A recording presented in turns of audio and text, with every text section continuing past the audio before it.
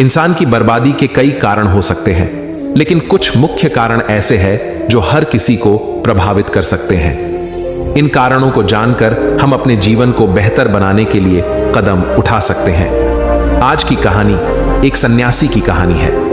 आज मैं आपको यह कहानी बताने जा रहा हूं कि इंसान की ऐसी कौन सी गलतियां होती है जो इंसान को बर्बाद कर देती है। अगर हम अपनी बर्बादी का कारण जान लें तो हम अपने जीवन को खुशहाल बना सकते हैं। बहुत समय पहले की बात है। एक नगर में एक धनी सेठ रहा करता था। उस सेठ के पास सभी प्रकार की सुख सुविधाएं थीं, लेकिन उसका कोई संतान नहीं थी। संतान के दुख में वह हमेशा चिंतित रहता था। फिर एक दिन उसे पता चला कि उसकी पत्नी गर्भवती है और वह अपनी पत्नी का बहुत ख्याल रखता था। इसलिए एक दिन उसके घर एक बेटे का जन्म हुआ। पुत्र के जन्म से सेठ बहुत खुश हुआ, कोई कसर नहीं छोड़ी। उसका बेटा देखते ही देखते बड़ा हो गया। तब सेठ ने अपने बेटे को गुरुकुल भेजने का फैसला किया ताकि वह पे रहे हैं और पढ़ लिख कर विद्वान बन सके। ज्ञान प्राप्त करने हेतु उसे गुरुकुल भेज दिया था। गुरुकुल में वह बच्चा अच्छे से पढ़ाई करता था और अपने गुरु की सभी आज्ञाओं का पालन करता था। ऐसे में वह बच्चा धीरे धीरे वहां का सबसे होनहार छात्र बन गया। गुरुकुल में बालक ने सभी वेद, पुराण और शास्त्रों का अध्ययन किया और एक महान विद्वान बन गया। लेकिन कहते हैं ना कि समय कब बदल जाएगा ये कोई नहीं जानता। ऐसे ही एक दिन किसी प्राकृतिक आपदा के कारण उसके माता पिता की मृत्यु हो गई। और जब उसके माता पिता की मृत्यु हुई तो बच्चे की शिक्षा पूरी नहीं हुई थी। और जब बच्चे ने खबर सुनी कि उसके माता पिता अब इस दुनिया में नहीं है और उसका सब कुछ बर्बाद हो गया है, तो लड़का इस सांसारिक मोह में बह गया। इसके बाद लड़के ने कहा कि गुरुकुल से अपनी शिक्षा पूरी करने के बाद वह अपना पूरा जीवन लोगों की भलाई में बिताएगा। फिर जब बालक की शिक्षा पूरी हुई तो उसके बाद बालक साधु बन गया और वह सांसारिक चीजों से दूर हिमालय के जंगल में चला गया। अध्यापन को विश्राम देते हुए समय के साथ उनके सन्यासी की चर्चा चारों ओर होने लगी और दूर दूर से लोग उनके पास शिक्षा लेने के लिए आने लगे। और बहुत से लोग अपनी समस्याओं का समाधान पाने के लिए भी उनके पास आने लगे। वह समस्याओं का समाधान बड़ी आसानी से कर देता था, जिससे वह पूरे राज्य में प्रसिद्ध हो गया। परंतु जिस नगर में वह रहता था वहां का राजा बहुत क्रूर व्यक्ति था। जब राजा को तपस्वी के बारे में पता चला तो उन्होंने तपस्वी से मिलने का फैसला किया। अगली सुबह राजा तपस्वी से मिलने के लिए अपने महल से निकल गया और फिर वह उसकी कुटिया की ओर गया। और वहां पहुंचकर राजा ने जब उसे साधु के रूप में देखा तो वह उसे देखता ही रह गया। उसके चेहरे पर एक अलग ही तेज था। जब वह साधु के पास पहुंचा तो उसे असीम शांति का अनुभव हुआ। साधु को प्रणाम किया और उसके पास बैठ गया और उससे बातें करने लगा। वह राजा पहली ही मुलाकात में साधुओं के व्यक्तित्व से इतना प्रभावित हुआ कि उसी समय से उसने अच्छाई के रास्ते पर चलने का फैसला कर लिया। और मैं सोचने लगा कि इतनी सी मुलाकात में यह साधु मुझे इतना बदल सकता है, तो ऐसा हमेशा रहेगा। यदि तुम मेरे साथ रहोगे तो मेरा जीवन बदल जाएगा। और यह सोचकर राजा साधु से अपने महल में चलने का अनुरोध करने लगा। राजा का आग्रह सुनकर सन्यासी मना नहीं कर पाया और वो राजमहल चलने को तैयार हो गए।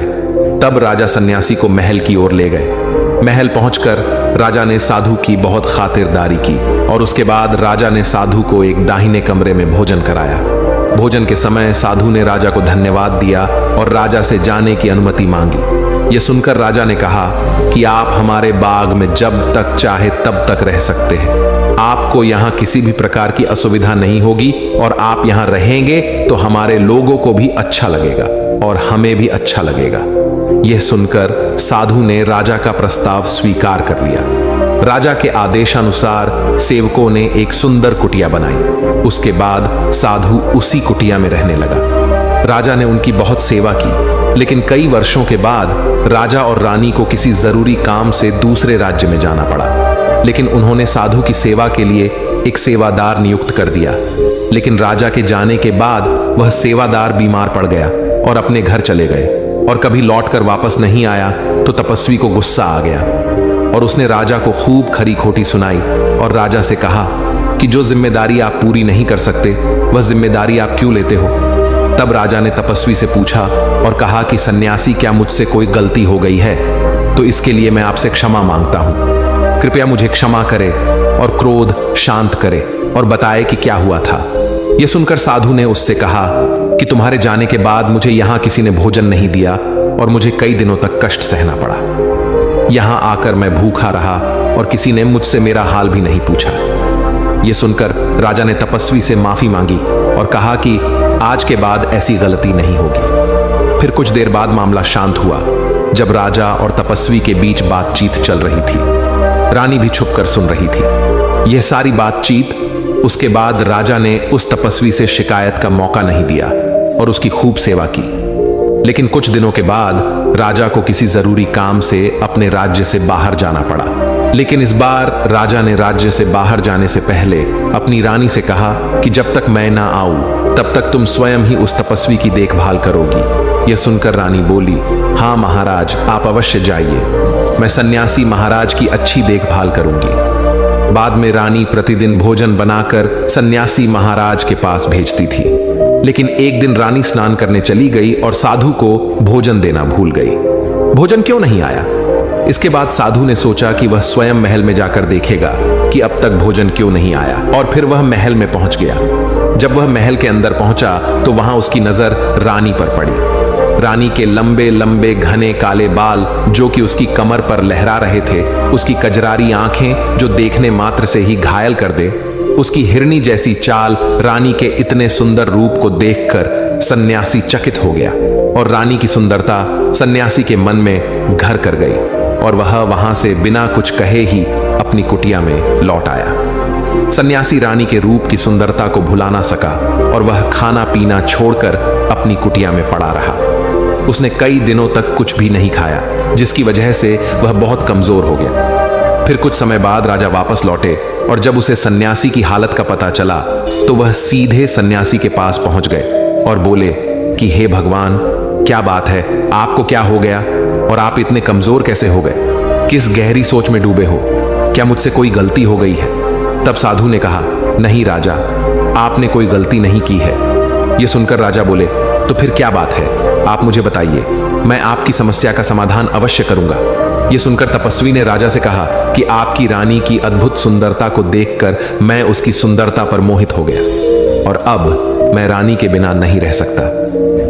यह सुनकर राजा हैरान हो गया और कुछ देर सोचने के बाद राजा ने उस सन्यासी से कहा, मैं आपको रानी दे दूंगा। यह सुनकर सन्यासी बहुत प्रसन्न हुआ। फिर राजा सन्यासी को लेकर महल चले गए और जब राजा और सन्यासी महल पहुंचे तो उस दिन रानी ने अपने सबसे सुंदर वस्त्र और आभूषण पहने थे। फिर राजा रानी के पास गया।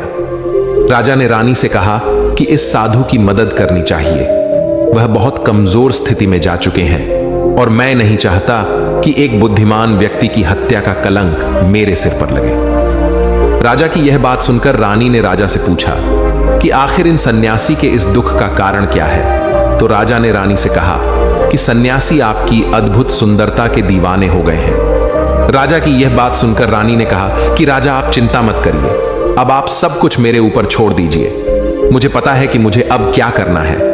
आपके ऊपर ना तो सन्यासी की हत्या का पाप लगेगा और ना ही उससे मेरे पवित्र धर्म का नाश होगा। रानी की यह बात सुनकर राजा ने रानी को सन्यासी को सौंप दिया। उसके बाद सन्यासी रानी को लेकर कुटिया पर पहुंचे। जब रानी सन्यासी की कुटिया पर पहुंची, रानी ने सन्यासी से कहा कि हमें रहने के लिए घर चाहिए, हम इस झोपड़ी में नहीं रह सकते। यह सुनकर सन्यासी राजा के पास गया और राजा से जाकर बोला कि हे राजा, हमें रहने के लिए घर चाहिए। सन्यासी की बात सुनकर राजा ने उनके लिए घर का प्रबंध कर दिया। फिर सन्यासी रानी को लेकर घर पहुंचा। जब रानी सन्यासी के साथ उसके घर पर पहुंची तो रानी ने सन्यासी से कहा कि यह घर तो बहुत गंदा है और इसकी हालत बहुत खराब है, मैं इस घर में नहीं रह सकती। यह सुनकर सन्यासी फिर से राजा के पास गया और राजा के पास जाकर बोला, हे राजा, जो आपने हमें घर दिया है उस घर की हालत बहुत खराब है। सन्यासी की बात सुनकर राजा ने उसे घर की हालत ठीक करवा दी। उसके बाद फिर रानी घर के अंदर गई और नहा धोकर बिस्तर पर आ गई। तभी साधु भी बिस्तर पर आ गया। फिर उसके बाद रानी ने साधु से कहा कि आप जानते हैं कि आप कौन हैं और क्या बन गए हैं। आप एक महान साधु थे जिनके लिए राजा स्वयं सभी आवश्यक चीजें उपलब्ध कराते थे, जिनके पास दूर दूर से लोग ज्ञान प्राप्त करने आते थे, जो लोगों को सत्य का मार्ग दिखाते थे। जो लोगों की समस्याओं का समाधान करते थे, जिन्हें सभी लोग गुरु मानते थे, जिसे सब लोग भगवान मानकर पूजते थे, और आज आप वासना के कारण मेरे गुलाम हो गए हैं। रानी की यह बात सुनकर साधु को झटका लगा और उसे एहसास हुआ कि वह एक साधु है और यह सब क्या कर रहा है। वह यह सब सुख सुविधाएं छोड़कर शांति की तलाश में जंगलों में चला गया था। जोर जोर से रोने लगा और चिल्लाने लगा और रानी से कहने लगा कि मुझे क्षमा कीजिए महारानी, में यह क्या करने जा रहा था, मैं अभी आपको राजा को सौंप कर आता हूं। सन्यासी की बात सुनकर रानी ने सन्यासी से प्रश्न किया कि साधु महाराज, मेरे मन में एक प्रश्न उठ रहा है, कृपया मेरे प्रश्न का उत्तर दीजिए। रानी की बात सुनकर सन्यासी ने कहा कि पूछो, तुम्हारा क्या प्रश्न है। फिर रानी ने कहा कि जब आपको उस दिन भोजन नहीं मिला तो आप बहुत क्रोधित हो गए। तब मैंने आपका ये रूप पहली बार देखा था और तभी से मैं आपके व्यवहार में परिवर्तन महसूस कर रही थी। ऐसा क्यों हुआ साधु महाराज, आखिर आपको इतना क्रोध क्यों आया।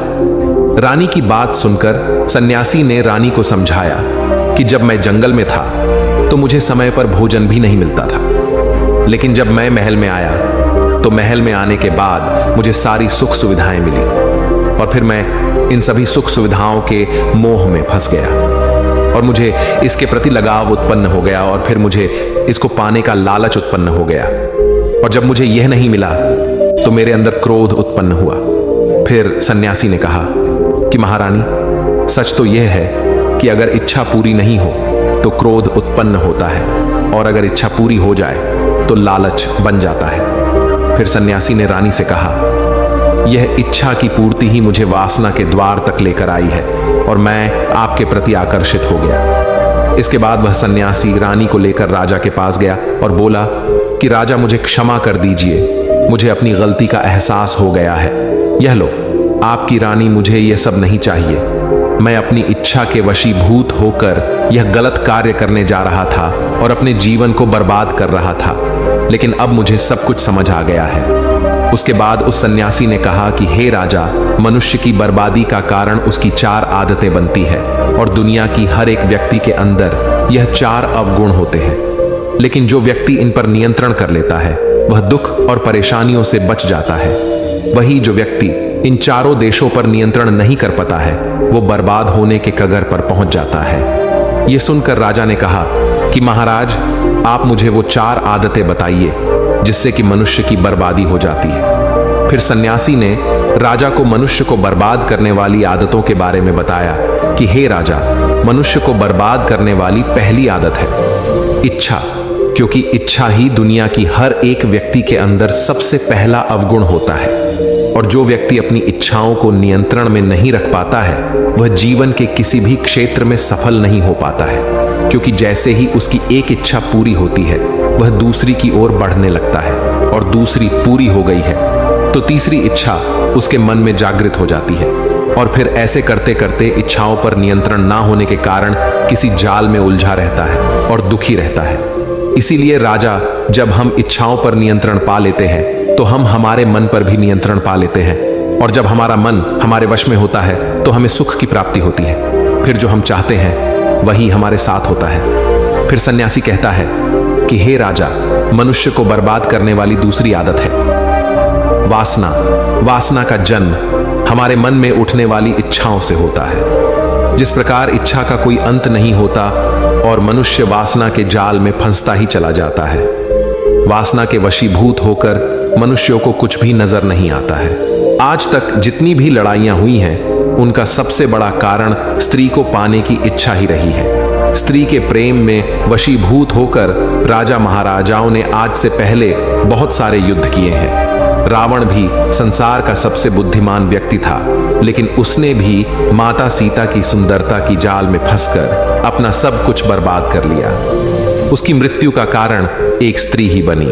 कई राजा महाराजा तो युद्ध में इसलिए हार गए क्योंकि वो लोग स्त्रियों से रासलीला रचने में ही रह गए। ईश्वर ने तो स्त्री की उत्पत्ति इस संसार को बढ़ाने के लिए की है, लेकिन आजकल लोगों ने इसे अपनी वासना का शिकार बना लिया है, अपने मनोरंजन का साधन समझने लगे हैं, और जब उन्हें अपना यह मनोरंजन नहीं मिलता तो वो पागल हो जाते हैं और न जाने क्या क्या कर बैठते हैं। इसीलिए हे राजा, जितना हो सके उतना वासना से दूर रहना चाहिए। फिर सन्यासी कहता है कि है राजा, मनुष्यों को बर्बाद करने वाली तीसरी आदत है क्रोध, क्योंकि जब मनुष्य की वासना की पूर्ति नहीं होती है तो उसके अंदर क्रोध उत्पन्न हो जाता है, और जब व्यक्ति को क्रोध आता है तो उस पर उसका नियंत्रण नहीं होता है और फिर वो क्रोध में आकर कहीं गलत निर्णय ले लेता है। वह दूसरों को भला बुरा कह देता है, गालियां निकाल देता है, और जब उनका क्रोध शांत होता है तो उन्हें अपनी गलती का एहसास हो जाता है, लेकिन तब तक तो सब कुछ बर्बाद हो चुका होता है। क्रोध के कारण मनुष्य के कई बने बनाए काम भी बिगड़ जाते हैं। जब मनुष्य के भीतर क्रोध उत्पन्न होता है तो वह अंदर से बहुत कमजोर हो जाता है, और एक कमजोर मनुष्य कुछ भी नहीं कर सकता है, उसे कभी भी सफलता हासिल नहीं हो सकती। क्रोध हमारे भीतर तनाव को उत्पन्न करता है, और अगर एक बार हम तनाव में चले गए तो हमारा पूरा जीवन बर्बाद हो जाता है। फिर सन्यासी कहता है कि हे राजा, मनुष्य को बर्बाद करने वाली चौथी आदत है लालच है राजा, लालच का फल सदैव बुरा होता है। लालच में पड़कर हम बहुत से लोगों का बुरा कर देते हैं। हर मनुष्य के जीवन में कभी ना कभी ऐसे लालच अवश्य आते हैं जब वह लालच कर बैठता है और अधिक पाने की लालसा में वह कुछ ऐसा कर बैठता है जिससे जो उसके पास था वह उसे भी गवा देता है। क्योंकि जैसे ही व्यक्ति की एक इच्छा पूरी होती है उसका लालच बढ़ जाता है और उसके मन में और कई जन्म लेने लगती है। जो व्यक्ति लालच करता है वह कामयाबी से कोसों दूर रहता है, क्योंकि एक ना एक दिन लालच का दुश्मन सामने आता ही है। अगर हम समय रहते ही लालच को त्याग दें और उसकी जाल में ना फंसे तो हम एक सफल व्यक्ति अवश्य बन सकते हैं। फिर अंत में सन्यासी राजा से कहता है कि है राजा, अगर मनुष्य इन चारों आदतों को छोड़ देता है तो उसे जीवन में सफल होने से कोई नहीं रोक सकता। जो इन आदतों को नहीं छोड़ता है उसे जीवन में बर्बाद होने से कोई रोक नहीं सकता। मैं एक सन्यासी होकर इसकी जाल में फंस गया था तो सामान्य मनुष्य तो इससे बच नहीं सकता। इसीलिए है राजा, मनुष्य को इन आदतों से हमेशा बचना चाहिए। दोस्तों, उम्मीद है आपको यह कहानी जरूर पसंद आई होगी। अगर पसंद आई हो तो हमारे इस चैनल को लाइक, शेयर और सब्सक्राइब जरूर करें। साथ ही कमेंट में नमो बुद्धाय जरूर लिखें। धन्यवाद।